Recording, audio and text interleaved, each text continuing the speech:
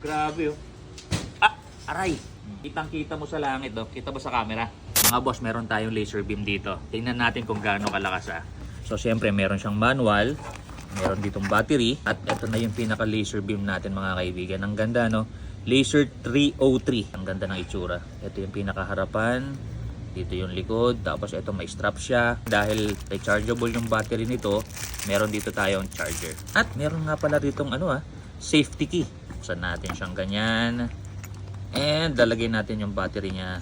Napakasimple lang. Hindi na natin kung malakas siya mga kaibigan ha. Ayan, lock natin. Party party! Party party!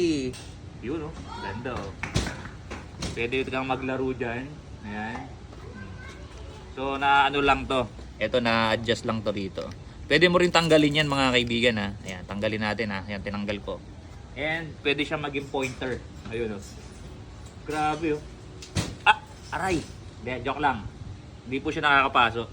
Kitang-kita mo sa langit oh. Kita ba sa camera? Ayan oh. Gumuguhit talaga siya oh. Kita nyo? Ang lakas. Grabe. So ingat lang, lalo na kapag may dumadaan na eroplano dyan, ingat kayong mai-point po dyan. Yan, kung gusto nyo po nito, napakamura lang, rechargeable na laser beam. 180 plus lang to mga kaibigan, kasama na lahat ng mga nabanggit ko na yan. Share ko na lang yung link, yan nyo po mabibili. Napakaganda.